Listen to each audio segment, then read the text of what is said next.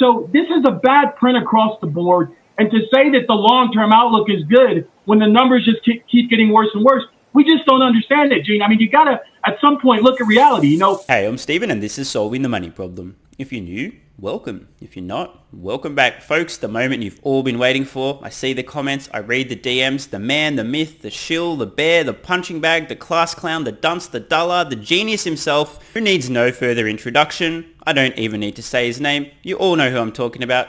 Let's see what this gentleman has to say about Tesla's Q1 earnings. And by the way, since I know there's a lot of crypto lovers watching and people who like free stuff, it's your lucky day. For a limited time, you can get up to $250 in free crypto bonuses when funding a new account on BlockFi, where you can use cryptocurrency to earn interest, borrow cash, and buy or sell crypto. If you want your free crypto, use the link in the description. It also helps out the channel. And if you'd like up to 2 free stocks, check out the link in the description to WeBull. If you open a new account, you'll get 1 free stock valued up to $250 just for opening an account. And if you fund your account with $100, you'll get a second free stock valued up to $1,600. Unless you don't like free stocks, that is. And if you're in Australia, the UK, or New Zealand, you can get a free stock with stake, also using the link in the description. Let's get back to it. All right, welcome back. Let's skip back to shares of Tesla. That stock in the red, despite beating analyst expectations on both the top and the bottom line.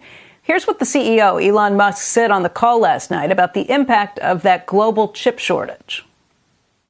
Q1 had some of the most difficult supply chain challenges that we've ever experienced in the life of Tesla. Insane difficulties with supply chain. With parts over the whole range of parts.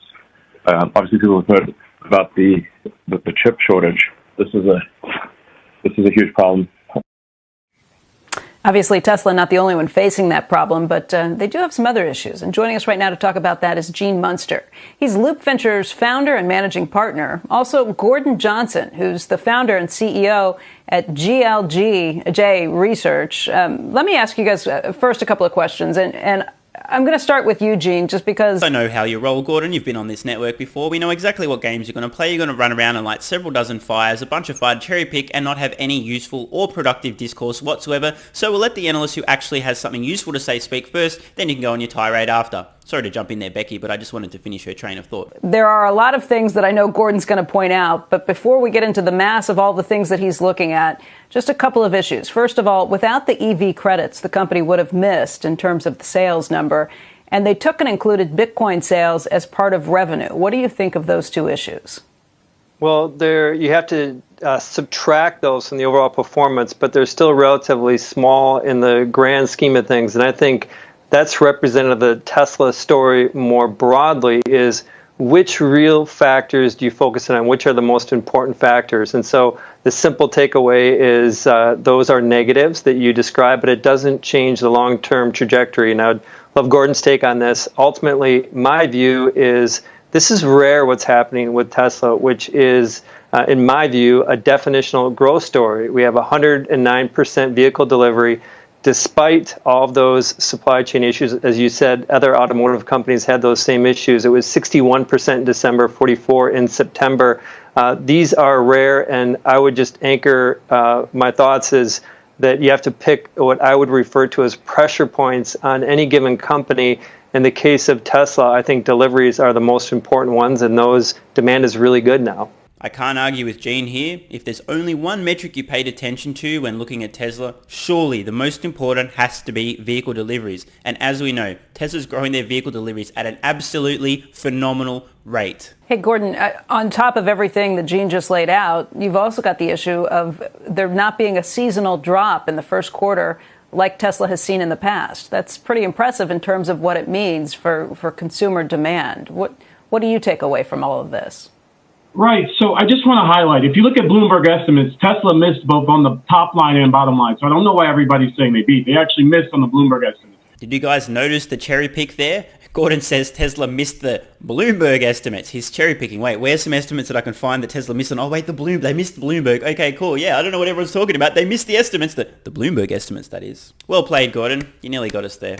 But, I mean, so once again, right, again and again and again, every quarter, this is the fifth straight quarter, excluding credit sales, that Tesla has lost money. In fact, if you exclude the one-time credit sales, the one-time sales associated with Bitcoin. They lost $181 million this quarter versus $131 million last quarter.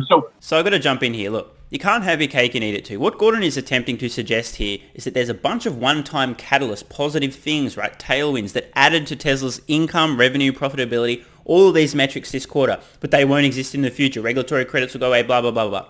Okay, that's fine, Gordon. If that's the way you want to play this game, fine. But then we must also back out the other one-time expenses that negatively affected Tesla's earnings. I mean, for one, there's the whole Model S and X refresh thing. That's right, developing new products, building new production lines, actually ramping these products. Let's ignore that, because every single quarter Tesla's going to completely refresh two of their flagship products, right? Yeah, so that's going to be a recurring thing. Obviously, Gordon, yep, we can worry about that. Let's not add that back in, because that wasn't a one-off expense at all, was it? Then, of course, we have the much bigger one. Stock-based compensation, over $600 million one-time expense this quarter. Why? Because Elon is getting closer and closer to unlocking those final tranches.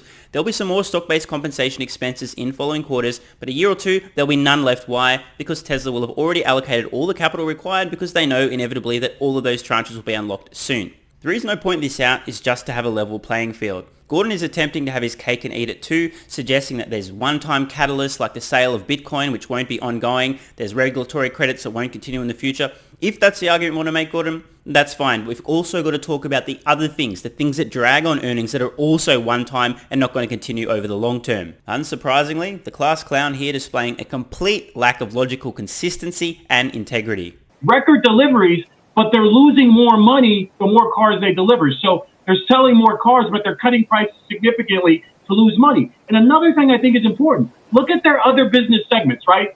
In their solar segment, their gross margins were negative 20% versus negative 8% last quarter. They are not winning in that segment. And then if you look at their energy segment, where, Chamath has said they're going to be a utility, 13 straight quarters of negative gross margins. I don't know what people are talking about when they say this isn't a car company. Their other segments are losing significant money. And if you take a step back, their free cash flow fell by $1.65 billion. They're now excluded when you take the capex they shift over to cash flow from operations. They're now burning money again. I don't know what Gene is saying when he says these numbers are small, the credit revenues and the sales of Bitcoin. They did about $400 million in revenue, but when you exclude those numbers, you're talking about almost a $200 million loss in a record delivery quarter. Listen, Tesla is burning money. This is not a viable business model, and they're losing share in Europe and China, and their sales in the U.S. were down. So it sounds to me like Gordon Johnson is quite bearish on Tesla's financial viability. Their growth as a company seems to be under the impression that they're losing market share, sales are declining. It sounds to me from what he said, things don't look good for Tesla. I thought rather than individually responding to Gordon's points, I'd just show you a picture, which in this case is literally worth 1,000 words.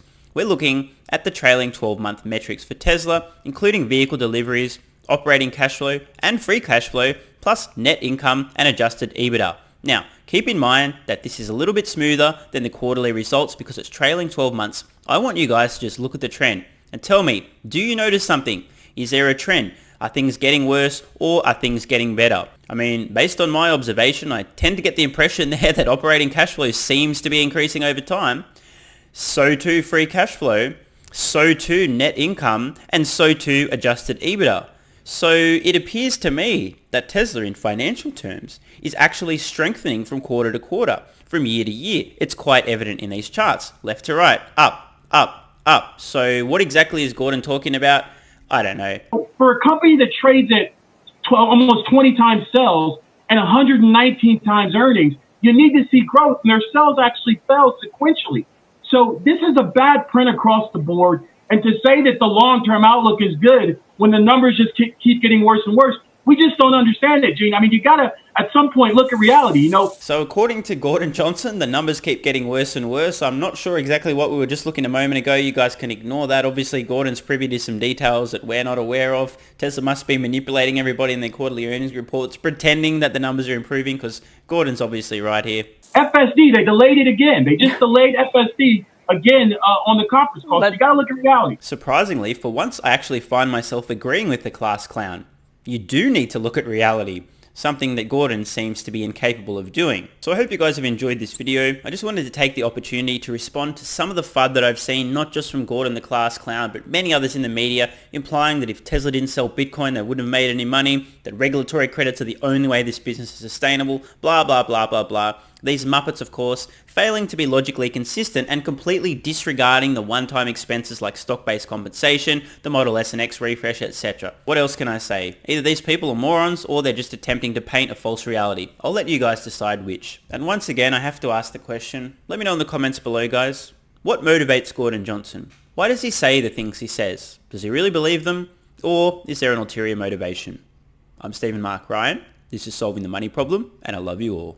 And don't forget, if you'd like up to $250 in free crypto bonuses with BlockFi, use the link in the description. You can also get 2 free stocks with WeBull and a free stock with Stake, also linked in the description. Thanks so much for watching. Let me know your thoughts in the comments below. And of course, if you have any ideas for future videos, let me know. I read all your comments. P.S. If you're still watching, you're awesome. If you'd like early access, exclusive videos, regular Q&As, our private Discord server and more, consider supporting the channel at patreon.com/solvingthemoneyproblem so I can keep creating content for you guys. There's a link in the description. You can now also become a member of the channel for some exclusive perks. To learn more, click the join button next to subscribe. And don't forget to check out our merch store. Either way, the best form of support is you being here and watching, so thanks again.